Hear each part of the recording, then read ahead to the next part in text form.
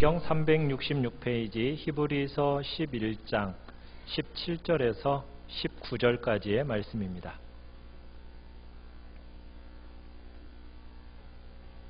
히브리서 11장 17절에서 19절 말씀. 17절 제가 먼저 읽겠습니다. 아브라함은 시험을 받을 때에 믿음으로 이삭을 드렸으니 그는 약속들을 받은 자로 돼 그 외아들을 드렸느니라.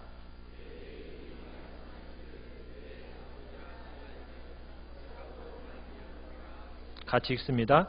그가 하나님이 능히 이삭을 죽은 자 가운데서 다시 살리실 줄로 생각한지라.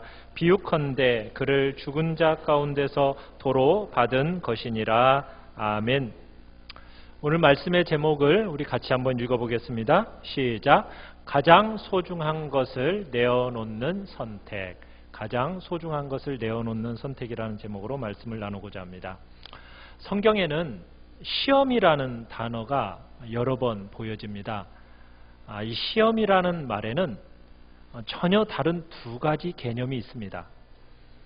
하나는 유혹이라는 뜻의 시험이 있습니다. 우리가 야고보서 1장 13절에 보면 하나님은 우리를 시험하지 아니하신다라고 말씀을 합니다. 그때 이 시험이라는 것은 유혹을 말하는 것입니다. 하나님은 우리를 유혹하지는 않으십니다. 마태복음 4장을 가보면 예수님께서 시험을 당하시죠. 시험을 받으실 때 누구로부터 시험을 받으셨다라고 얘기하고 있습니까? 사탄 마귀로부터 시험 받았다라고 하면서 그 시험 받는 장면을 보게 됩니다. 그때의 시험이 유혹의 시험입니다. 우리 인간의 육신의 욕심을 따라서 미혹에 빠지기도 하는데 그게 바로 유혹의 시험입니다. 우리가 좀 전에도 주기도문으로 하나님 앞에 올려드렸습니다. 자, 그 주기도문 속에 들어있는 기도의 제목 중에 시험에 들게 하지 마옵시고. 여러분, 이 시험이라는 것은 바로 우리로 하여금 유혹에 빠지지 않게 해달라는 기도입니다. 왜 그런 기도를 우리가 매일 해야 될까요?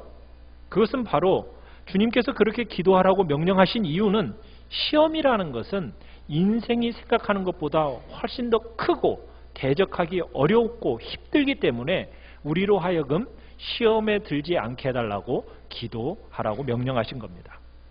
자, 그런데 또 다른 시험이 있습니다. 자, 또 다른 뜻의 시험 뭘까요? 그것은 테스트입니다. 여러분, 학생들이 공부를 열심히 해서 실력이 어느 정도인지를 평가하기 위해서 시험을 치르게 됩니다.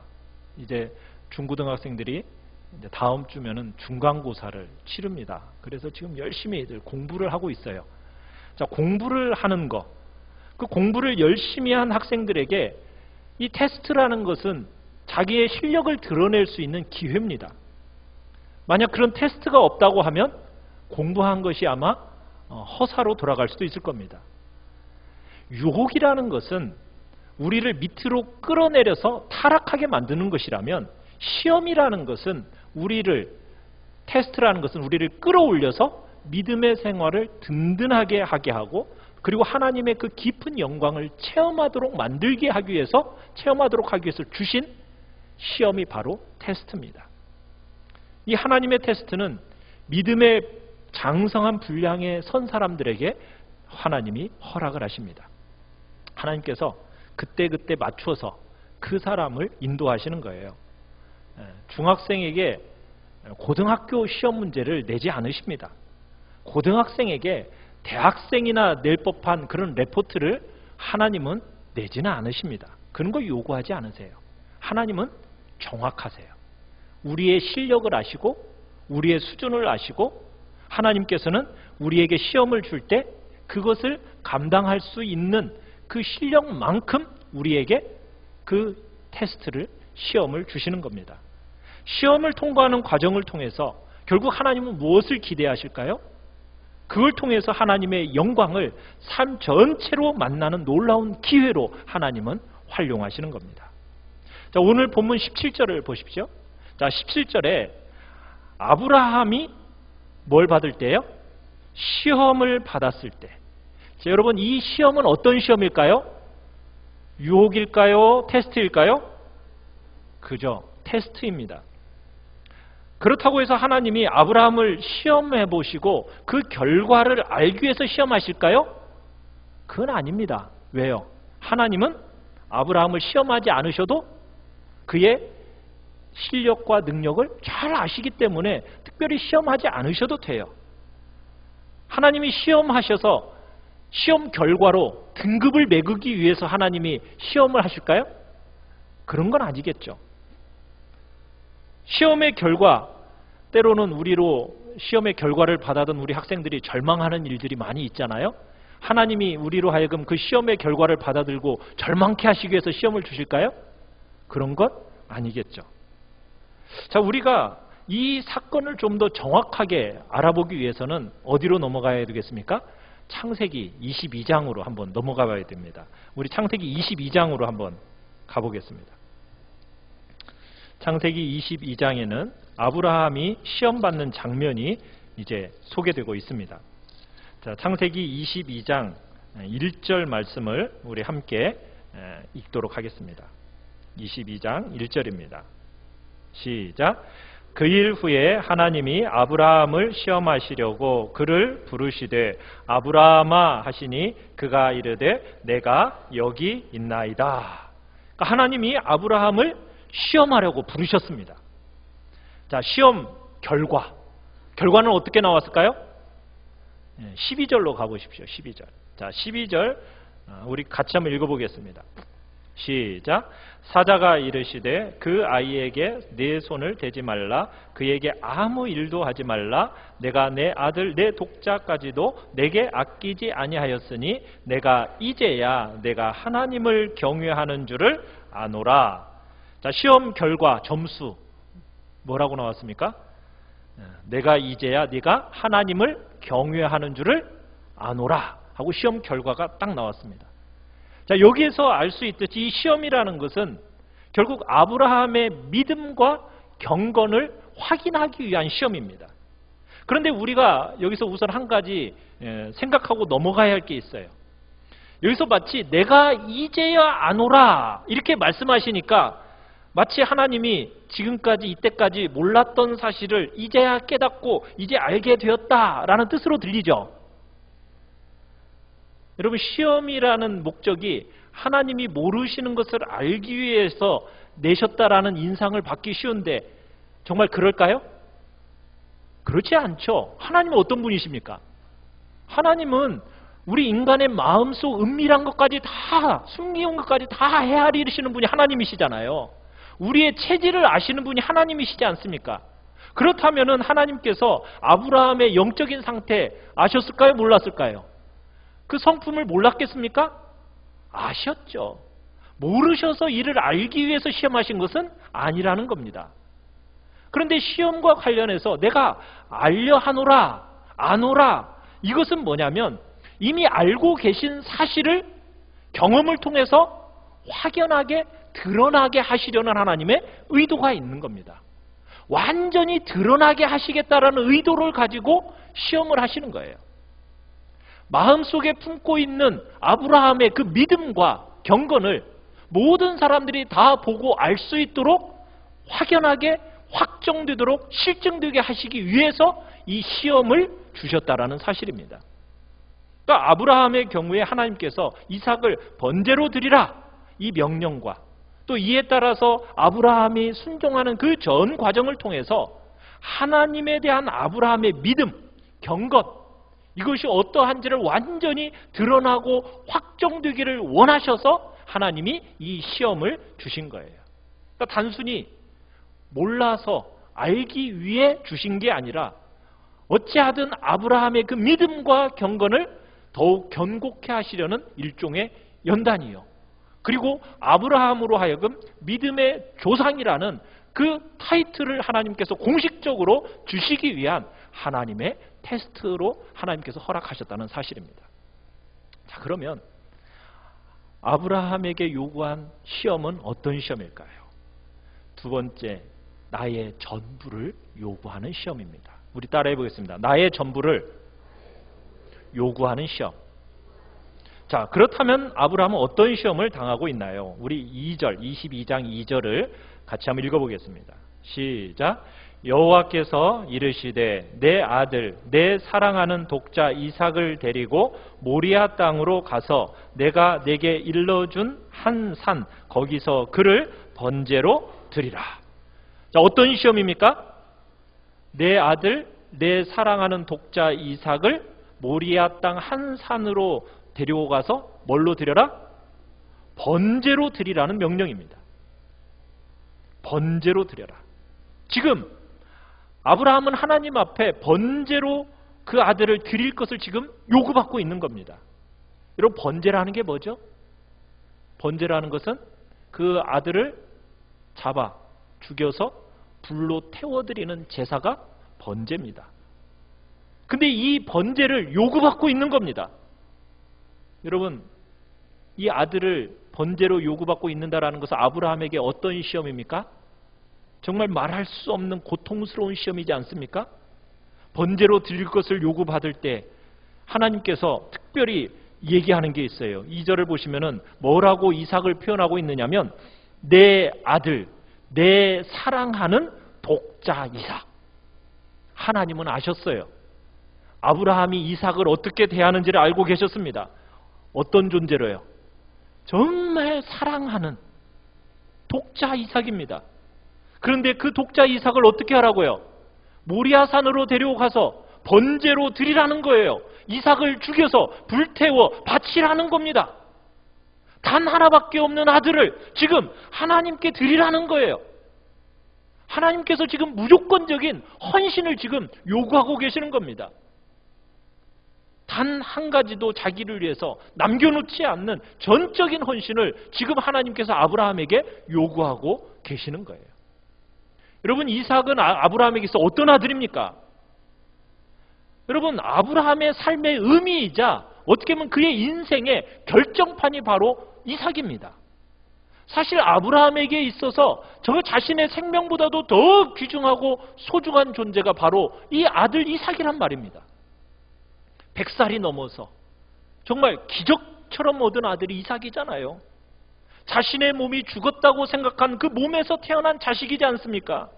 그러니 그 존재나 가치나 그 사랑스러움이라는 것은 우리가 생각하는 자식보다도 누구도 비교할 수 없는 그런 존재가 이삭이란 얘기입니다.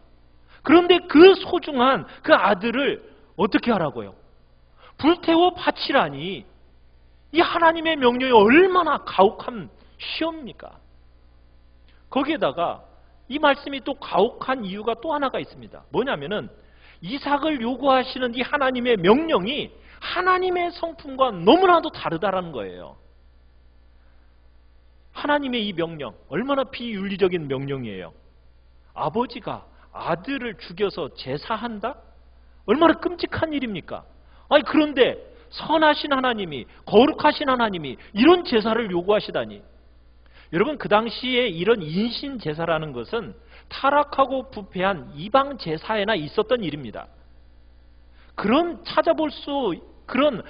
이방의 제사에서나 찾아볼 수 있는 이런 악습을 누가 요구하고 계시는 거예요? 하나님이 요구하고 계신다는 거예요.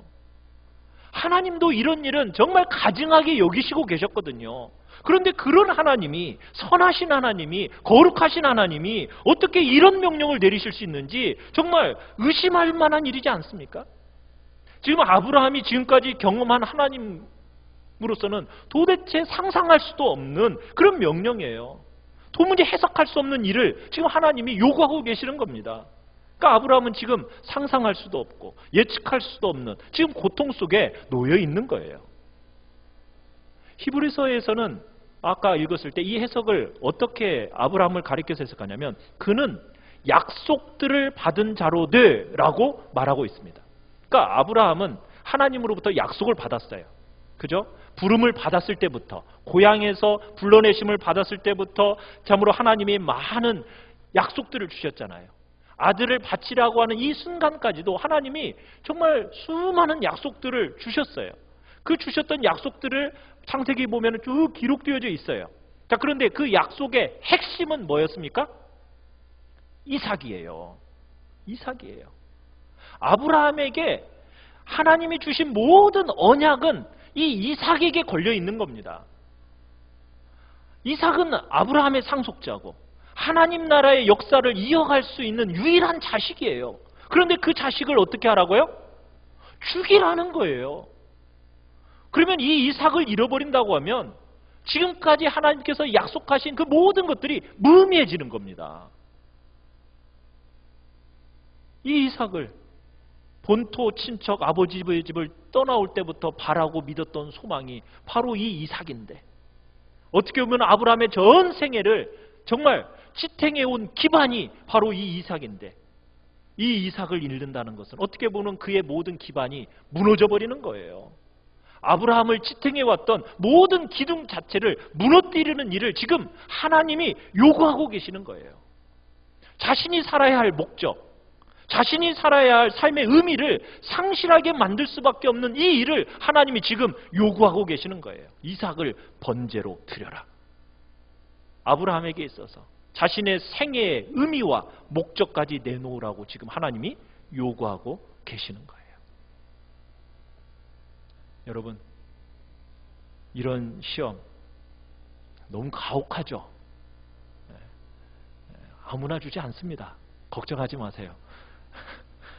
여러분들이 그냥 나한테도 자식 내놓으라고 할까봐 지금 다들 눈이 동그래지셨는데, 여러분, 하나님은 초신자들이나 신앙 어린 사람들한테 이런 가혹한 요구를 하시지는 않으세요. 이 시험은 어떻게 보면 아브라함의 인생의 말미에, 어떻게 보면 신앙이 연단되고 자라서 이 시험이 어떤 것인지를 분별해낼 수 있는 그때에 하나님이 주신 겁니다. 그 사람의 실력과 그 사람의 수준에 맞춰서 하나님이 이 시험을 주시는 거예요. 그렇지만 아브라함에게 있어서 이 시험이라는 것은 여전히 고통스럽고 아픈 시험이에요. 왜냐하면 자신의 살아온 인생의 전부가 무너져 내리는 것 같은 그런 시험이었기 때문입니다. 그러나 분명한 사실은 있습니다. 아브라함에게 이런 시험이 있듯이 여러분 각자에게도 삶의 어느 한순간에 이런 시험이 반드시 있을 수 있다는 사실입니다. 그리고 누구에게나 이런 시험은 온다. 주님은 말하고 계십니다. 그렇지만 여러분과 저에게 하나님이 이런 말씀을 하실 때 정말 여러분들이 중요하다고 여기는 것, 내 인생에 있어서 지금 가장 결정적이다라고 여기는 그 어떤 것들에 대해서 하나님이 얘야, 그것 좀 나를 위해서 좀 내려놓아야 될 수 있겠니? 라고 질문하실 때 여러분 어떻게 하시겠습니까? 어떤 분들은 아마 이미 경험하신 분들도 있을 것이고 지금 경험하고 계시는 분들도 있을 것이고 앞으로 겪을 분들도 있을 것입니다. 분명한 것은 도무지 해석되지 않는 일들이 우리의 삶에 찾아올 수도 있을 거라는 거예요. 자, 그런 상황이 올 때 여러분 어떻게 하시겠습니까? 보편적인 사람들의 반응은 이렇게 나타난다고 합니다. 사람들이 하나님을 향해 실족하는 거죠. 하나님 어떻게 이러실 수 있어요? 제가 성경을 통해 알아왔던 하나님하고 너무 다르잖아요. 하나님 어떻게 나한테 이러실 수 있습니까? 하면서 하나님을 향해서 장기의 상처와 원망과 실망 이런 것이 마음에 찾아오면서 적지 않은 사람들이 하나님께 실족하면서 하나님 나한테 그렇게 하실 수 있어요? 나 그렇게 됐으니까 나 더 이상 하나님 안 믿으랍니다. 이렇게 말하는 사람도 있습니다. 또 어떤 부류의 사람들은 너무 절망스럽고 아프고 그래도 하나님을 원망하면 자신의 삶이 무너질 것 같긴 하니까 하나님을 원망하지는 못하고 대신 자기 자신을 자책하는 사람이 있어요. 뭐라고? 하나님 왜 이렇게 나 홀대하시는 거예요? 하나님한테 나 별로 중요하지 않은 사람이에요? 하면서 스스로를 막 좌절과 아픔 속으로 깊은 그런 속으로 이렇게 들어가는 사람들이 있어요. 또 어떤 사람들은 아예 그 상황 자체를 변화시켜달라고 요구하는 사람도 있어요. 시험 앞에 사람들의 반응은 각기 다 달라요. 자, 아브라함은 이 시험 앞에 어떻게 반응을 했을까요? 우리 3절을 같이 한번 읽어보겠습니다. 시작. 아브라함이 아침에 일찍이 일어나 나귀의 안장을 지우고 두 종과 그의 아들 이삭을 데리고 번제에 쓸 나무를 쪼개어 가지고 떠나 하나님이 자기에게 일러주신 곳으로 가더니. 아브라함이 하나님의 이 명령을 듣고 나서 그 밤사이에 어떤 번민과 갈등을 했는지 성경은 기록하고 있지는 않습니다. 아마 죽음의 고통을 맛보았을 수도 있겠죠. 그 시험의 가혹함이라는 것이 어떤 건지를 알기 때문에. 그러나 이 시험의 가혹함을 이겨냈어요. 어떻게 이겨냈는지 성경은 명확하게 얘기하지는 않습니다. 아마 하룻밤 이 짧은 시간이었지만 그러나 아브라함의 마음에 어떤 해답을 얻었던 것 같아요. 어떻게 반응을 보이고 있습니까? 아브라함이 아침에 일찍이 일어나 나귀의 안장을 지우고 두 종과 아들 이삭을 데리고 번제에 쓸 나무를 패어 준비한 다음 하나님께서 말씀하신 곳으로 떠났습니다. 아브라함은 하나님 앞에 이른 새벽부터 일어나서 순종의 길을 나선 겁니다. 자, 아브라함이 이렇게 순종의 길을 나서서 하나님 앞에 이삭을 드릴 수 있었던 이유가 무엇일까요? 여러분, 하나님은 우리에게 순종을 요구하시지만 억지 순종을 요구하지는 않으십니다. 순종이라는 것은 자원함의 순종을 하나님은 원하세요. 이 시험에 순종하지 않으면 나한테 어떤 어려움이 오지 않을까라는 그런 두려움 속에서 억지로 순종하는 거, 그건 하나님이 기뻐하시는 순종이 아닙니다. 하나님이 원하시는 순종은 하나님에 대한 신뢰와 하나님의 약속에 대한 믿음을 붙든 자원함의 순종을 하나님은 원하시는 거예요. 아브라함은 이 자원함의 순종이었기 때문에 아침 일찍이 일어나서 이제 순종의 길을 걸어간 겁니다. 얼마든지 돌아갈 수도 있는 길이었습니다. 그런데 아브라함은 기꺼이 포기하고 전적으로 헌신하면서 이제 그 길을 걸어가는 거예요. 마침내 도착을 하게 됩니다. 모리아 산이 멀리 보여집니다. 며칠째 가니까 보여졌습니까? 그죠? 4절에 보니까 제3일에 사흘째 되던 날 멀리 그 산이 보이기 시작합니다. 그러자 아브라함이 두 종에게 이렇게 말합니다. 우리 5절을 같이 한번 읽어보겠습니다. 시작. 이에 아브라함이 종들에게 이르되 너희는 나귀와 함께 여기서 기다리라. 내가 아이와 함께 저기 가서 예배하고 우리가 너희에게로 돌아오리라 하고. 자, 지금 종들에게 이야기를 하는 거죠. 뭐라고? 예배하고 돌아오겠다. 번제에 쓸 장작 이제 이삭에게 지우고 자신은 손에 불과 칼을 손에 들고 함께 갑니다. 자, 그런데 이삭이 질문을 합니다. 자, 7절에 이삭이 뭐라고 질문을 합니까? 한번 같이 한번 읽어보죠. 시작. 이삭이 그 아버지 아브라함에게 말하여 이르되 내 아버지여 하니 그가 이르되 내 아들아 내가 여기 있노라. 이삭이 이르되 불과 나무는 있거니와 번제할 어린 양은 어디 있나이까? 꼭 집어서 결국 질문을 하죠. 번제할 어린 양은 어디 있습니까? 불과 칼은 여기 있는데 번제할 양은 어디 있습니까? 자, 뭐라고 답변을 해야 될까요? 네가 번제다, 번제물이다 얘기를 해야 될까요? 근데 뭐라고 답변을 했습니까? 우리 8절 시작. 아브라함이 이르되 내 아들아 번제할 어린 양은 하나님이 자기를 위하여 친히 준비하시리라 하고 두 사람이 함께 나아가서. 자, 뭐라고 얘기했어요? 번제할 어린 양은 뭐 하신다? 하나님이 준비하실 것이다. 자, 이렇게 대답한 것이 차마 직접적으로 답변할 수가 없어서 이렇게 얘기했을까요? 아니면은 그 마음에 뭔가 어떤 마음속에 뭔가가 있기 때문에 이렇게 답변을 했을까요? 우회적으로 답변했을까요? 아마 아브라함의 마음속에는 어떤 믿음의 해결이 있었기 때문에 이 명령에 순종한 것으로 보여집니다.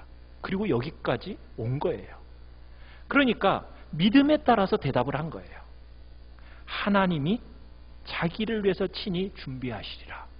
자, 이렇게 답변을 했는데 이 답변을 따라서 진짜 어떤 일이 일어났죠? 13절을 보세요. 자, 아브라함이 눈을 들어 살펴보니까 뭐가 준비되어져 있었어요? 그죠. 한 순양이 뒤에 있는데 뿌리 수풀에 걸려 준비되어져 있었어요. 그러니까 아브라함은 어떤 믿음까지 가지고 있었냐면 여호와 일의 믿음까지 가지고 있었던 거예요. 자신을 위해서 마련하실 번제물에 대한 어떤 믿음을 아브라함은 가지고 있었던 거예요. 그러니까 실제로 결과가 이렇게 나타난 거예요. 그러니까 아브라함의 믿음은 하나님께서 마련하실 번제양에 대한 어떤 믿음과 기대까지도 포함되어 있던 믿음이었던 거예요. 그러면서 동시에 어떤 믿음이 있었느냐? 죽은 자를 살리실 수 있다.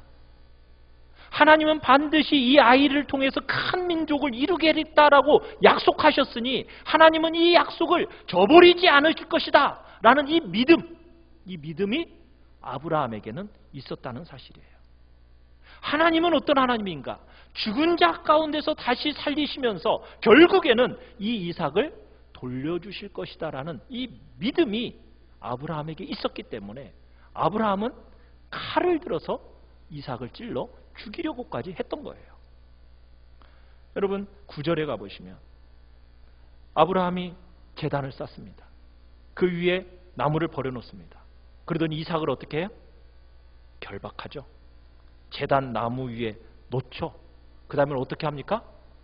손을 내밀어서 칼을 잡습니다. 그 다음에는 어떻게 해요? 아들을 잡으려고 합니다. 잡으려고까지 했어요. 자, 그때 어떤 일이 났습니까? 자, 우리 11절 시작. 여호와의 사자가 하늘에서부터 그를 불러 이르시되 아브라함아 아브라함아 하시는지라. 아브라함이 이르되 내가 여기 있나이다 하매. 자, 여기 있나이다 하니까 그 다음 사자가 뭐라고 얘기해요? 그 아이에게 내 손을 대지 말라. 아들을 죽이기 위해서 지금 칼을 잡고 지금 손에 칼을 잡아서 지금 찍어내리려고 하는 그 순간에 여호와의 사자가 하늘에서 외쳐 말하는 겁니다. 그 아이에게 손을 대지 마라. 내가 이제야 알았다. 아무 일도 그 아이한테 하지 말아라. 네가 내 아들 내 독자까지도 내게 아끼지 아니하였은즉 내가 이제야 네가 하나님을 경외하는 줄을 내가 알겠다. 시험의 목적이 어떻게 보면 1차적으로 하나님이 정말 아브라함이 참으로 하나님을 경외하는 자라는 사실을 확인하고자 하신 거예요. 이제 내가 알았다. 이 가혹한 시험을 통해서 아브라함의 믿음과 경건이 분명하게 드러나고 확고하여진 것을 하나님께서 선언을 하신 겁니다. 그 믿음을 확증하신 것을 선언하시는 거예요. 아브라함이 그러면 이렇게까지 명령에 순종할 수 있었던 것은 무엇 때문이었을까요? 분명한 믿음의 해결을 보았기 때문에. 우리 히브리서 11장으로 다시 넘어가 봅시다. 히브리서 11장 19절에 뭐라고 그 믿음에 대해서 선언을 하고 있습니까? 히브리서 11장 19절 같이 한번 읽어봅니다. 시작. 그가 하나님이 능히 이삭을 죽은 자 가운데서 다시 살리실 줄로 생각한지라. 비유컨대 그를 죽은 자 가운데서 도로 받은 것이니라. 아브라함은 어떤 믿음이 있었다고요? 하나님은 어떤 하나님이시다? 죽은 자를 살리실 수 있는 분이라고 믿었다고요. 그래서 비유컨대 아브라함은 이삭을 어디에서 다시 돌려받았다? 죽음에서 돌려받은 거다. 그러니까 아브라함은 믿음의 해결을 본 거예요. 하나님은 어떤 하나님인가? 죽은 자를 다시 살실 수 있다라는 그 믿음, 그 확신 속에서 그 시험을 통과한 겁니다. 여러분, 그 시험이 있기 전에 아이를 낳는 일부터 그 믿음에 대한 얘기가 로마서 4장에서 우리가 지난번에 봤었죠. 아브라함은 아이를 낳을 수 없는 상태였어요. 그 상태 속에서도 아브라함은 믿음을 포기하지 않았습니다. 이 사실을 가리켜서 뭐라고 얘기했냐면 사라의 태와 자기 몸에 죽은 것 같음을 알고서도 믿음이 약하여지지 않았다. 이렇게 표현하고 있습니다. 아브라함은 바랄 수 없는 중에 바라고 믿는 믿음을 가졌다. 하나님에 대한 아브라함의 믿음, 죽은 자에게 생명을 주시고 없는 것을 있는 것 같이 부르시는 분, 이런 분으로 아브라함은 믿었던 거예요. 그래서 이삭을 번제로 드려라 했을 때에도 아브라함에게는 어떤 믿음까지 있었다고요? 죽은 자를 다시 살리실 수 있다라는 부활의 믿음, 이 부활의 믿음을 아브라함은 가지고 있었던 거예요.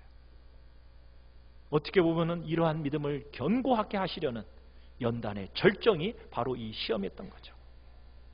11장 17절을 다시 한번 보겠습니다. 17절, 18절 우리 같이 한번 읽어봅니다. 다시 시작. 아브라함은 시험을 받을 때에 믿음으로 이삭을 드렸으니 그는 약속들을 받은 자로 돼 그 외아들을 드렸느니라. 그에게 이미 말씀하시기를 내 자손이라 칭할 자는 이삭으로 말미암으리라 하셨으니. 자, 아브라함이 시험을 받을 때 믿음으로 독자 이삭을 치려했어요. 그런데 네 자손이라 칭할 자는 누구로 말미암으리라? 이삭으로 말미암으리라. 이 약속을 받았잖아요. 그 약속을 받았는데도 불구하고 아브라함은 실제로 칼을 들어서 어떻게 했어요? 그 약속의 아들을 죽이려고 했어요. 제물로 잡으려고 했어요. 이삭이 사라지면 자신이 믿었던 것이 어떻게 되는데? 무의미해지는데, 약속을 허무는 듯한 시험인데, 그런데 실제로 칼을 들어 이삭을 제물로 잡으려고 했어요. 무엇이 그것을 가능하게 만들었다고요? 어떤 믿음이요? 하나님은 죽은 자를 다시 살리실 수 있다라는 믿음. 이 믿음 때문에 이 시험의 통과가 가능했던 겁니다. 하나님은 죽음을 이기고 극복하는 능력 있는 분이심을 믿으시기 바랍니다. 그래야 어떠한 시험도 우리는 극복할 수가 있습니다. 아브라함에게 주셨던 선물이자 어떻게 보면 그에게 있어서 가장 소중했던 아들 이삭을 바치라 하신 하나님. 여러분, 그 하나님께서 여러분들에게도 여러분이 가장 소중하게 여기는 거 내려놓으라 말씀하십니다. 그때 사랑하는 성도 여러분, 어떻게 하시렵니까? 그 하나님이 어떤 분이신지 여러분 한번 보시기 바랍니다. 하나님은 어떤 분이실까요? 자격 없는 우리에게 정말 무한한 사랑을 베푸신 하나님인 거 믿으십니까? 자기의 사랑하는 아들을 우리를 위해서 아낌없이 내어주신 하나님임을 믿으십니까? 그 아들의 완전한 공로를 통해서 여러분에게 참된 생명과 부요를 주시는 분임을 믿으십니까? 그런 하나님 아버지께서 여러분을 향해서 주님보다 더 소중하게 여기는 거 내려놓지 않을래? 라고 말씀하시면 여러분 어떻게 반응하시겠습니까? 세상의 재물, 손바닥 뒤집는 것 같은 그런 사람들의 평판, 이런저런 자기만의 생각, 이런 것 때문에 여러분 그 연단의 과정, 이 시험의 과정, 우리를 영화롭게 하실 그 하나님을 믿지 못하고 여러분 뒷걸음 치려고 하지는 혹시 않고 계십니까? 우리도 아브라함처럼 주님이 원하신다면 주저없이 드릴 수 있는 복된 자리에 나가기를 간절히 바랍니다. 하나님 한 분만으로 저 충분합니다 라는 고백이 여러분의 마음과 입술에서 흘러나오기를 간절히 바랍니다. 여러분 어리석게 소중한 것을 잃지 않으려다가 더 소중한 것을 잃어버리는 그런 잘못을 우리 범하지 않기를 바랍니다. 때로 하나님이 여러분을 어느 자리에 딱 세워놓으시고 나 하나면 충분하냐? 하나님이 딱 질문하실 때, 물어보실 때 주저없이 다 내려놓고 주님 한 분으로 충분합니다 라고 나아갈 수 있는 복된 자리에 여러분들이 서 있기를 바랍니다. 그럴 때 여러분들의 눈이 열려지면서 하나님의 그 말할 수 없는 은혜의 세계가 열려지는 경험을 하게 될 것입니다. 여러분, 모두 주님께 우리 드리며 나아갑시다. 아까워하지 마십시오. 여러분 모두가 주님이 원하시는 온전한 헌신을 드리며 나아갈 때 여러분의 그 피상적인 신앙을 벗어나서 말할 수 없는 하나님의 은혜의 참된 부요와 영광이 여러분에게 경험되어지고 이르게 되는 것을 보게 될 것입니다. 여러분 모두가 그런 복된 참된 부요와 영광의 자리로 나아가는 은총이 있기를 간절히 축원합니다. 우리 시간 같이 찬양하면